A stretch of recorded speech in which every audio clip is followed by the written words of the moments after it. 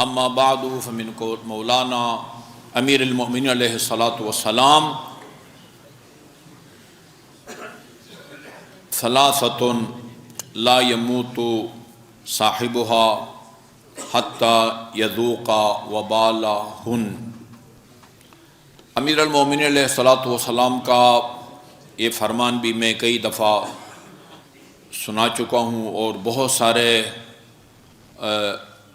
حالات کے اوپر اور موقعوں کے اوپر امام کا یہ فرمان منطبق ہوتا ہے، لاگو ہوتا ہے۔ اس میں آپ نے فرمایا ہے گناہوں کی اپنی اپنی خصوصیتیں ہوتی ہیں۔ 3 گناہ ایسے ہیں، یہ اتنے ناپسندیدہ ہے خدا کے نزدیک، جو ان 3 گناہوں میں سے کسی ایک کا مرتکب ہو، ان 3 گناہوں میں سے کوئی اور گناہ بجا لائے، اللہ تعالیٰ اس کو مرنے سے پہلے اس کی سزا دے دیتا ہے۔ وبال یہ استعمال ہوتا ہے، وبال جان، فلاں چیز وبال جان بن گئی، یعنی جان کے لیے عذاب بن گئی۔ ثلاثۃ لا يموت صاحبہن حتی یذوق وبالہن۔ 3 گناہ ایسے ہیں کہ جو بھی ان میں سے کسی ایک کا مرتکب ہوگا، بندہ اس گناہ کے وبال جان، اس گناہ کی سزا کا مزہ چکھے بغیر وہ اس دنیا سے نہیں اٹھے گا۔ ان میں سے ایک پہلے نمبر پر انتہائی خطرناک عمل ہے ظلم کے بہت سارے اور الفاظ بھی ہیں جن کا معنی وہی ظلم ہے، جور بھی ہے، ستم بھی ہے۔ اچھا جی، ستم تو اردو کا لفظ ہے، عربی میں بغی بھی کہتے ہیں، ظلم بھی کہتے ہیں، جائر۔ نہج البلاغہ میں جہاں امیر المومنین علیہ الصلاۃ والسلام نے امر بالمعروف والنہی عن المنکر کو بیان کیا ہے، فرمایا وما اعمال البر والجہاد فی سبیل اللہ عند الامر بالمعروف والنہی عن المنکر الا کنفث فی البحر اللجی۔ یہ راہ خدا میں جہاد سمیت تمام نیکیوں کی حیثیت امر بالمعروف والنہی عن المنکر کے مقابلے میں ایسی ہے جیسے سمندر کے مقابلے میں لعاب دہن کے ذرات کی ہوتی ہے۔ اچھا، اس کے بعد فرمایا وَأَفْضَلْ مِنْ ذَلِكَ كُلِّهِ۔ یہ جملہ آپ کو سنانا مقصد ہے، وَأَفْضَلْ مِنْ ذَلِكَ كُلِّهِ۔ امر بالمعروف والنہی عن المنکر کے بہت سارے نمونے ہوتے ہیں، بہت ساری مثالیں ہیں۔ آپ کے جو بچے نماز کے پابند نہیں ہیں، آپ ان کو نماز کا حکم دیتے ہیں، جو بچیاں پردہ نہیں کرتی ان کو پردے کا حکم دیتے ہیں، یہ نہی عن منکر ہے۔ وَأَفْضَلْ مِنْ ذَلِكَ كُلِّهِ کلمۃ حق عند امام جائر۔ سب سے افضل جو نہی عن منکر ہے وہ کلمۃ حق عند امام جائر، کسی ظالم حکمران کے سامنے اور اس کی آنکھوں میں آنکھیں ڈال کے حق کی بات کرنا۔ جائر کا معنی بھی ظالم ہے، ظالم کا معنی بھی ظالم ہے، باغی کا معنی بھی ظالم ہے، البغی۔ ظالم کو اللہ تعالیٰ اس دنیا میں اس کی ظلم کی سزا دیتا ہے، کبھی براہ راست بلا واسطہ اس ظالم کو سزا دیتا ہے، کبھی اس کی اولاد کے جو ہے نا کو اس کو نقصان پہنچتا ہے، جانی نقصان پہنچتا ہے یا اس کی اولاد کو پہنچتا ہے، لیکن وہ کبھی بھی جو ہے نا وہ جیسے کہتے ہیں دیر ہے اس کے ہاں اندھیر نہیں ہے، البغی۔ اللہ تعالیٰ ظالم کو مرنے سے پہلے سزا دیتا ہے۔ نام لینے کی ضرورت نہیں ہے کہ کس طرح اللہ تعالیٰ نے ہمارے سامنے ظالموں کو عبرتناک سزا، اب لوگ عبرت حاصل نہ کریں وہ اور بات ہے، ہمارے سامنے اللہ تعالیٰ نے ظالموں کو اسی دنیا میں مرنے سے پہلے بدترین عذاب کا مزہ چکھایا ہے، پھر ان کی جو ہے نا وہ موت آئی ہے۔ نمبر 1، اچھا موضوع تو میرا یہی ہے لیکن حدیث نہ مکمل نہ رہ جائے، فرمان امیر المومنین کا۔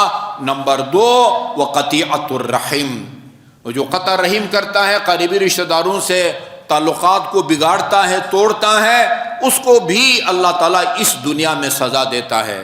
سب سے بڑی سزا جس سے زیادہ کوئی سنگین سزا نہیں ہوتی وہ موت ہے۔ موت سے بڑھ کر کیا سزا ہو سکتی ہے؟ 6 مہینے قید، 14 سال قید، عمر قید، سب سے بڑی سزا وہ سزائے موت ہے، سزائے موت ہے۔ یہ قطع رحم کے نتیجے میں بندہ وقت سے پہلے مر جاتا ہے۔ کتنے لوگوں کو یہ پتہ ہے کہ کوئی گناہ ایسا بھی ہے جو جان لیوا ثابت ہوتا ہے؟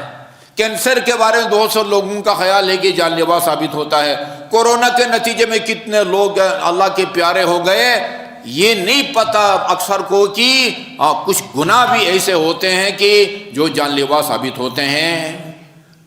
سامنے سبب کوئی اور ظاہر ہوتا ہے، ہو سکتا ہے یہ جو کینسر کے بیماری کا شکار ہو گیا ہے اس کی بنیادی وجہ یہی ہو سکتا ہے قطع رحم کے نتیجے میں وہ کینسر کی بیماری میں مبتلا ہوا ہے، ہو سکتا ہے قطع رحم کے نتیجے میں ایکسیڈنٹ ہوا ہو سکتا ہے قطع رحم کے نتیجے میں وہ ہارٹ اٹیک ہو گیا ہو۔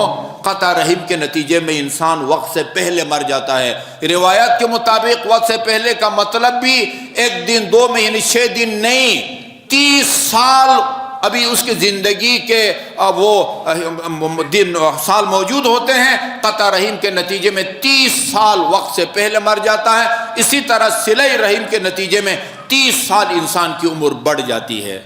قطیعۃ الرحم، اور تیسری چیز والیمین الکاذبہ، جھوٹی قسم۔ جھوٹی قسم کھانے والوں کو بھی اللہ تعالیٰ اسی دنیا میں سزا دیتا ہے، پھر اس کو موت آتی ہے۔ پہلے نمبر پر یہ ظلم ہے۔ اس وقت یعنی دنیا میں ظلم کی بدترین مثال کے طور پر جو ہے نا یہ پارہ چنار میں ہونے والا ظلم و ستم کو پیش کیا جا رہا ہے۔ بدترین ظلم و ستم، اور وہ بھی ان لوگوں کی طرف سے جن کی ذمہ داری ہے اپنے ملک میں رہنے والے تمام انسانوں کے مال و جان کی حفاظت۔ انسان کسی بھی مکتب فکر سے اس کا تعلق ہو، میرے بھائی آپ کے ملک میں خدا کا کوئی منکر رہتا ہے نا، بستا ہے خدا کا منکر، سیدھا ہندو آپ کے ملک میں رہتے ہیں، سکھ آپ کے ملک میں رہتے ہیں، جی بالکل دہری آپ کے ملک میں رہتے ہیں، آپ ایک اسلامی مملکت کے حکمران کے طور پر آپ کے ملک میں رہنے والے ہندوؤں کی حفاظت، جان مال ناموس کی حفاظت آپ کی ذمہ داری ہے، سکھوں کی آپ کی ذمہ داری ہے، عیسائیوں کی ذمہ داری آپ کی عیسائی ہے۔ دہری آپ کے ملک میں اگر بستے ہیں تو ان کی جان و مال و ناموس کی حفاظت یہ آپ کی ذمہ داری ہے۔ میں نے ایک دینی حدیث سنائی تھی پہلے، میں نے وہ جب پڑھ رہا تھا مدرسے میں، وہ ایک علم ہے نحو، جس علم نحو کے موجد امیر المومنین علیہ الصلوۃ والسلام ہیں۔ اس علم کو سیکھنے کے بعد میرے سامنے اگر عربی عبارت رکھی جائے، کوئی زیر زبر نہ ہو، میں اس علم کے فارمولوں کی روشنی میں اس کو زیر زبر دے سکتا ہوں۔ میں نے یہ علم پڑھا ہوا ہے، اس علم کے موجد امیر المومنین علیہ الصلوۃ والسلام ہے۔ اس میں ایک مثال کے طور پر کہ فی، لفظ فی وہ سبب کا معنی دیتا ہے۔ یہ اس کتاب میں جس کا لکھنے والا اہل سنت ہے، یہ رسول اکرم کی یہ روایت میں نے سنی تھی، اور گزشتہ کسی خطبے میں نے اس کا متن سنایا تھا۔ ابھی میں دیکھ کے آ رہا ہوں ہماری کتاب مستدرک الوسائل کے اندر بھی یہ روایت موجود ہے۔ کان کھول کے سنے ہر کوئی، ہم میں سے ہر ایک کی بھی ذمہ داری بنتی ہے، حکمرانوں کی ذمہ داری اور زیادہ سنگین ہو جاتی ہے۔ اور رسول خدا کا فرمان یہ ہے، دخلت امرأۃ النار فی ہرۃ ربطتها فلم تدعمها ولا تدعها لیطعم من حشاش الارض۔ ایک عورت اس لیے وہ جہنم میں جائے گی کہ اس نے ایک بلی کو باندھے رکھا، نہ اس کو کھلایا پلایا جو بھی اس کی خوراک ہے، نہ اس کو آزاد چھوڑا کہ جا کے کہیں ردی وغیرہ سے اپنی خوراک تلاش کرے۔ ایک بلی کو حبس بیجا میں رہ کر اس کو جان سے مارنے والی عورت وہ جہنم میں جائے گی۔ کیا خیال ہے آپ کا؟ یہی مثال نہیں ہے؟ آپ نے ان کو بری طرح ان کو جو ہے نا ان کا محاصرہ کیا ہوا ہے۔ کہتے ہیں بھائی یہ بائیں ہاتھ کا کھیل ہے راستہ کھول دینا، لیکن شرط لگا رہے ہیں، شرط کے بھی جو ہے نا آپ غیر مسلح ہوں تو ہم آپ کو فوراً راستہ کھول دیتے ہیں۔ ابھی یہ فیصل عیدی کی مفصل رپورٹ آپ نے سنی ہے، وہ اپنا آنکھوں دیکھ حال بتا رہا ہے، انسولین وہاں پر دستیاب نہیں ہے جی، کتنے بچے یا آکسیجن نہ ہونے کی وجہ سے آلو نہیں مل رہا ہے، آلو نہیں مل رہا ہے، شاذ و نادر کہیں ملتا، پتہ نہیں 500 روپے کلو ہے، اب اسے بھی زیادہ وہ مہنگا ہے۔ یہ ایسے ایک نسل کشی کا غیر محسوس طریقہ ہے، نسل کشی کا غیر محسوس طریقہ ہے۔ یہ یعنی ظلم کی بدترین مثال ہے۔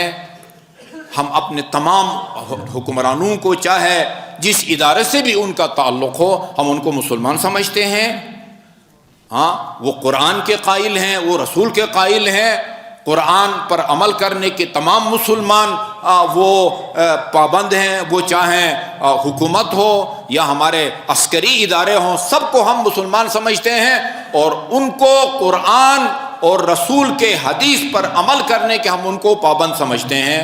جی قرآن اور رسول کو ماننے کا تقاضا یہ ہے کہ اس طرح ان کو جی محاصرہ کر کے اس طرح بدترین جو ہے نا وہ موت سے ان کو دوچار نہ کریں، یعنی خدا کا خوف کریں، خدا کا خوف کریں۔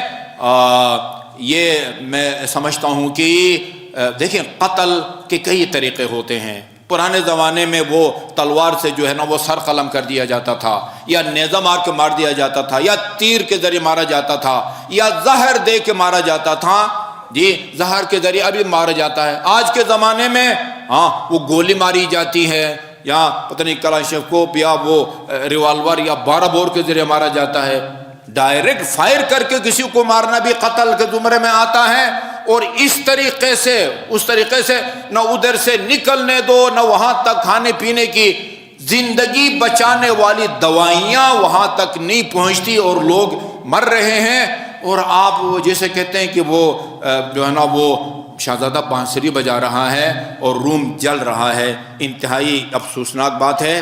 میں ایک بات کروں، بعد میں یہ کل سے کہہ رہے ہیں کہ کرم کو ہم نے 2 ہیلی کاپٹر میڈیسن بھیجی ہے، وہ ٹھیک کہہ رہے ہیں، لیکن وہ میڈیسن انہوں نے کرم ایجنسی کے تحصیل ہیڈ کوارٹر صدہ کو بھیجی ہیں، جو 25 کلومیٹر پرا چنار سے نیچے ہے اور طالبان کے قبضے میں ہے۔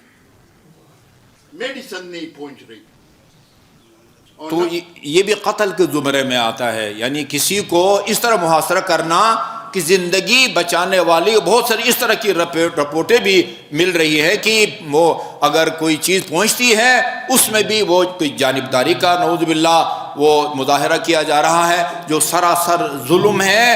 اور اللہ تعالیٰ یعنی ظالم کو مرنے سے پہلے اسی دنیا میں سزا دیتا ہے، یا خود بندہ مر جاتا ہے، یا پھر اس کی اولاد کے اوپر اس کے ظلم کے اثرات ظاہر ہوتے ہیں۔